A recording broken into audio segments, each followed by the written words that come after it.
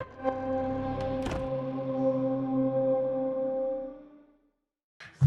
my name's Cora Georgiou, and I'm an associate game designer on the Hearthstone team. I've spent time on final design and Battlegrounds, but for the last year, I've been working on initial design. And hi, I'm Chad Nervig, uh, another designer on Hearthstone. I've worked on card sets like United and Stormwind, and progression features, character or player customization, like the Battlegrounds cosmetics that we just announced. So Hearthstone is stepping out of the Barrens and we're moving into Stormwind.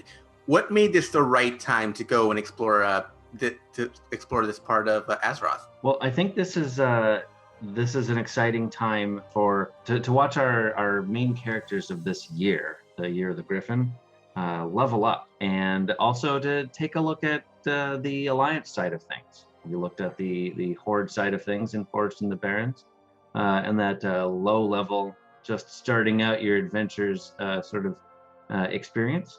And now we're leveling things up. Our characters, our mercenaries, have reached the 30s and 40s in terms of WoW Classic sort of equivalency.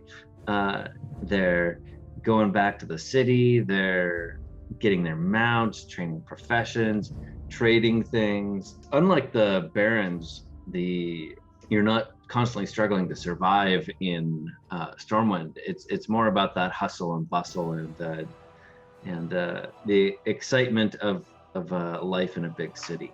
We're about to see the third iteration of quests, and we've seen the Angoro and the Uldum quests, and we've seen the side quests in Descent of Dragons, but now we're seeing Questlines. So what are the main differences between Questlines and the previous quests and side quests?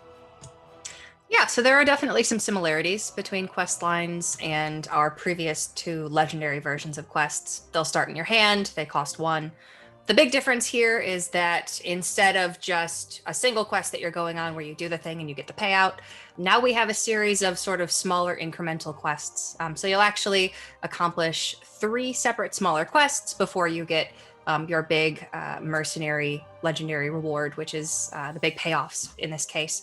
So I believe, we've already shown the Demon Seed, for instance, which asks you to take damage on your turn as Warlock. Eventually you get Tamsin, who now when you take damage on your turn, reflects it back onto your opponent and they take all of the damage instead. So what we've really found with quests is the idea of building your deck around one common goal is something that players really enjoy. And that feeling of, working all game towards achieving that goal and doing the thing and then finally getting the big reward is really exciting. And side quests were sort of that in smaller doses, but it still felt really good to complete the side quests. So we thought, okay, let's take bits and pieces of what our players have really liked in the past, of the gameplay, and also take an opportunity to tell a really cool story, because we get, these multiple art pieces which can show progression of our mercenaries' stories throughout United and Stormwind, which is, a narrative opportunity that we don't normally get with quests, and sort of take bits and pieces and put them all together and get something that we're really excited about. And now that you mention it, I'm starting to see a theme with the mercenaries. Like now we're starting to see like different iterations of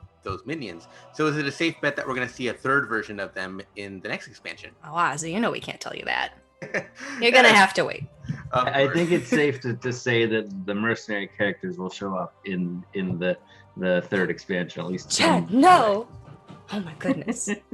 So I'm fascinated by the new keyword for this expansion. How do tradable cards work?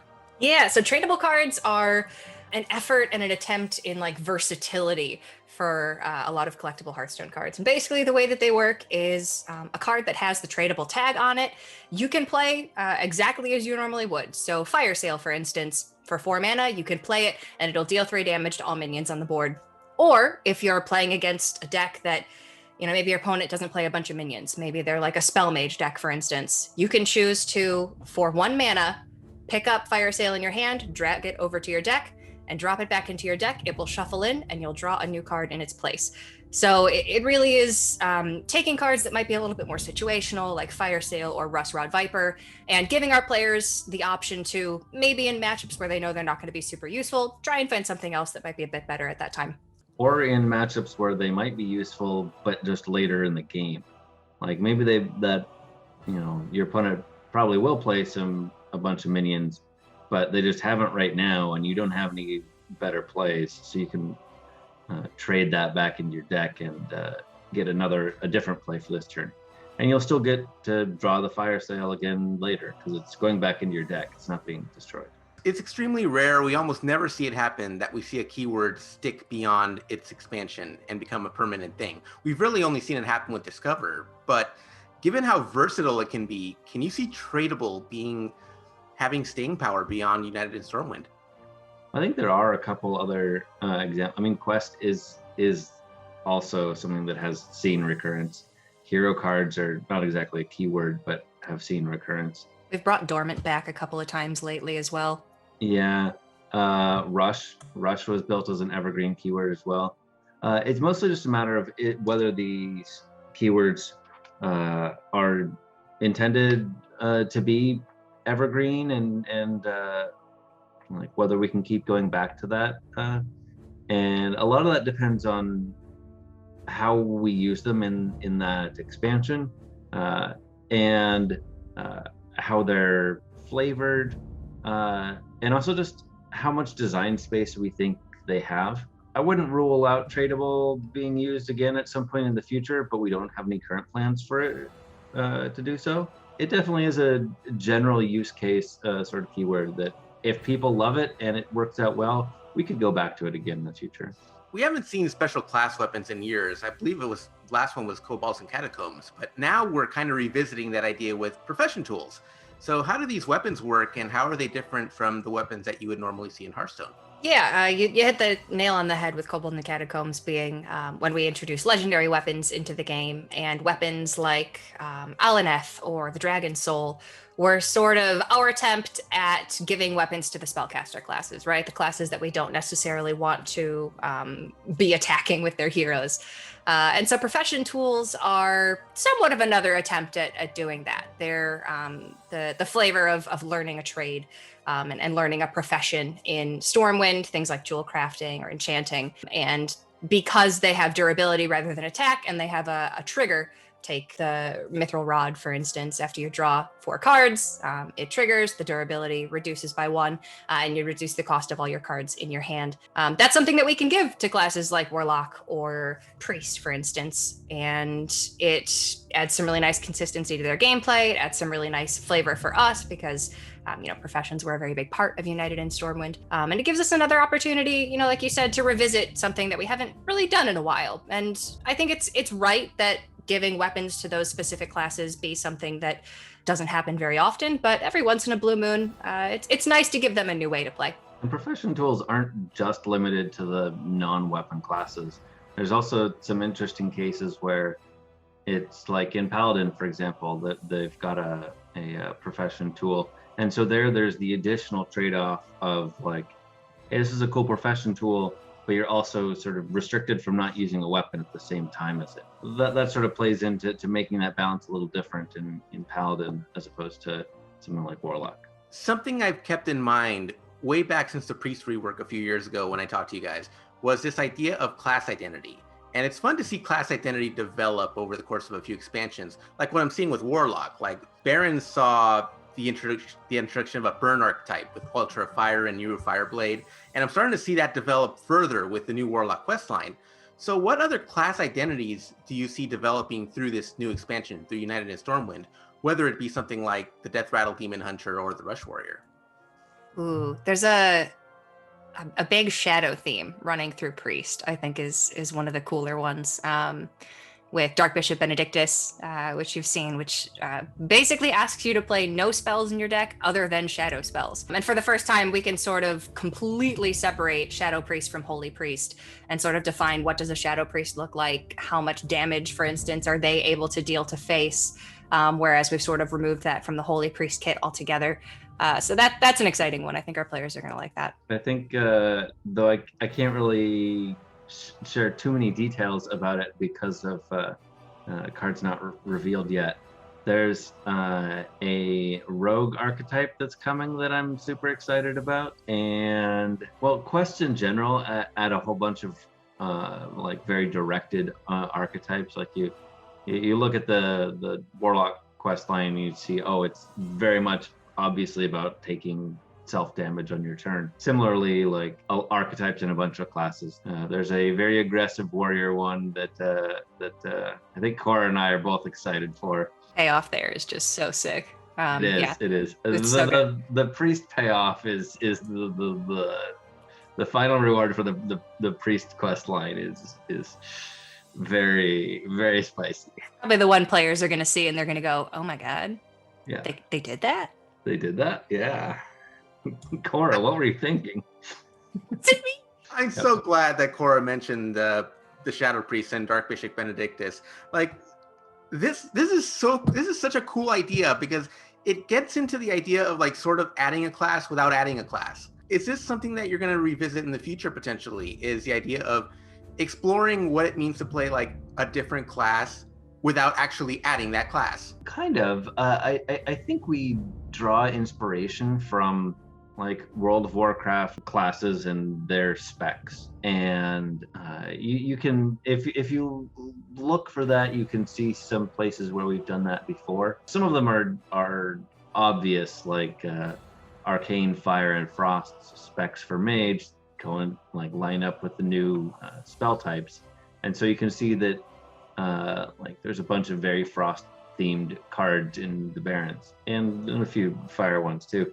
But I think the spell types have given us a lot of mechanics on cards for us to build around, to emphasize these sort of spec subclass type things. And you'll probably see more of them, not just limited to the minion types, but we'll keep doing that.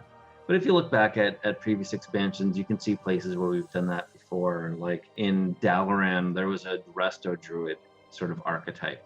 It didn't end up seeing a lot of play, but it was an idea there, and you can find quite a few of those if you look around. Last one I want to ask, and this is one of the most interesting stories to come out of Hearthstone for me in a long time. In the last mini set, you released Stealer of Souls, and it proved to be so strong. It's the first card in like this game's like 8-year history to be banned in Wild.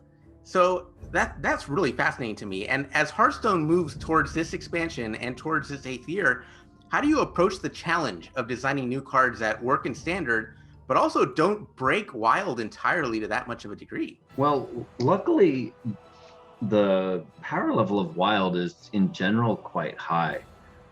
So if something isn't broken in Standard, which is the first thing we're looking at, there's a very good chance that it's not broken in Wild. In some cases, there are interactions that are Wild specific that make that not the case, such as in Stealer of Souls case. But it's not. It's just something we have to sort of be careful of, and usually it ends up fine anyway. In Stealer of Souls case, we really liked how it worked in Standard, so wanted to keep it in Standard at the power level that it was, so banned it from Wild. But when it does rotate to Wild, we'll nerf it instead and unban it. Yeah, we don't necessarily prefer to be quite so heavy-handed, but in a situation like this where there was such a clear disparity between the usefulness of a card in Standard versus Wild, and the card had just released, so players in Standard really hadn't had a chance to use it all that much. It seemed like the right thing to do, but we certainly do keep in mind, when we're going through the initial design process and we're designing a new archetype, or we have a card that's intentionally pretty spicy, we say, how can this affect us in Wild? And is this something that we want to pursue here, and then eventually, have final design possibly address with further testing. It definitely happens. And United in Stormwind is coming out August 3rd. When will the card reveal start? That is a good question. It's a great question. I'm not sure, actually. Usually we do about 2-ish weeks of reveals, something around there, followed by the final reveal and then a pre-release weekend before the set is released on, I want to say the 3rd is a Tuesday. Usually it's a Tuesday. Fabio, but we can find out an exact day. Yeah, the actual date for that. Sounds great. Thank you so much. That's all from me. Greg, if Greg's not a Hearthstone player, but he's always fascinated by this, by the Earth 2 Azeroth lore, do you have any questions? No, I just wondering if, like, I know Hearthstone is its own kind of, like, I want to say, like, universe in itself, but are there any throwbacks to the current meta and what's happening in lore in World of Warcraft, like with Shadowlands or anything like that? Are you guys playing with that, or is this its own kind of just unique perspective on Stormwind? Well, United and Stormwind takes place in roughly the classic WoW era. So there definitely is some. I mean, there's a lot of like references to things that you'd find in Stormwind, much of which still exists in the future timeline of Shadowlands. But there are a couple things that are going to be fan favorites in there, I think. There's I don't want to spoil any cards here, but there's like main lore characters that may have been around at that time, but though not as important, and grew in popularity over time. Exciting, memorable characters from that area that people will hopefully smile at when they see. Yeah. I feel like you want to tell me, but you can't. Exactly. And be very delicate about it. Yeah, Shadowlands is sick. Not like something that we took into a ton of consideration. United and Stormwind, we started working on over a year ago, so we tend to work quite a bit ahead. So it can be difficult to line up with World of Warcraft and what they're doing at any time. But Shadowlands is great. I'd be surprised if we didn't visit Shadowlands in some capacity in the future. Well, there's a lot of cool stories there. Well, so we are not in United and Stormwind the set, but in at the same time, our Battlegrounds cosmetics are coming out, which does have a strong Shadowlands tie. There is a set of skins that are entirely Shadowlands themed, but that's exclusively on the Battlegrounds side of things. That is a set of cosmetics where hero skins, where 8 of our favorite Battlegrounds heroes join the 4 covenants of Shadowlands in WoW. So you get to see things like Sir Finley riding a steward of the Kyrian, or chained Kael'thas with the Venthyr, that sort of thing. I guess I will ask one more, and I do love that, like, over the course of like the 8 years of Hearthstone, we've seen multiple minions come back in different incarnations. Like, we've seen redesigns of Ragnaros, we've seen redesigns of the League of Explorers, but there's one character that I don't think we've seen come back, and that's Sylvanas. Like, are there any plans to redesign to make a new Sylvanas minion at any point? She's such a major character that I would be shocked if we don't see her somehow involved in Hearthstone again at some point in the future. But Sylvanas wasn't a big part of, or any part at all of, Stormwind's story. Not here in Stormwind, but at some point in the future, she's such a major character. I'm sure we'll run into her again. And then my last follow-up question to that is just, you mentioned it's going back to the classic roots, but do you guys throw any Warcraft 3 Easter eggs or sound bites or fun stuff into the Stormwind thing? The Stormwind expansion?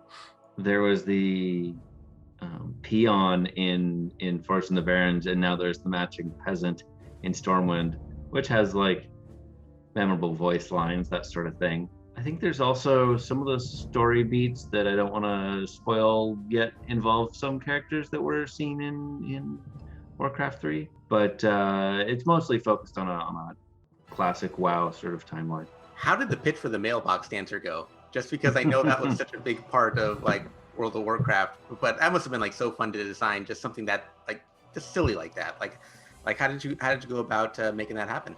We love to include those sort of like cultural references and like things that you think of, or that a Warcraft player is gonna remember at sea and chuckle. And we had to find the right way to do Mailbox Dancer, but we knew from the start, if we're doing Stormwind, then somehow we got to get the Mailbox Dancer involved in there. Yeah, I mean, so much of this year is like a love letter to the player experience of when they were first playing through WoW Classic. So really, ourselves going in and saying, okay, what's memorable about this location? What will players, wax nostalgically about from when they did this the first time, and that was one of the big ones that kept coming up. Yeah, I think that a lot of times WoW and even a lot of times in Hearthstone, we focus on these major characters that are sort of larger than life, are like League of Explorers and our Reform and League of Evil and such, and they are sort of big bads and big goods and big wilds, and the things are a little different here in Year of the Griffin, where we're focusing on the player experience. It's very intentional that these 10 mercenary characters that we created and forged in the Barrens and are continuing to see their story throughout the year, they're very player experience focused. They're very like, you can see yourself in their shoes of like, oh yeah, I was a like started out, troll shaman and like leveled in the Barrens, and then leveled up, and oh yeah, I remember when I got my mount, that was super exciting. And these are basically just approachable characters that players can enjoy and reminisce about their experiences in classic WoW, or experience for the first time. It's much more of a love of the journey rather than the big bad at the end of the road, sort of.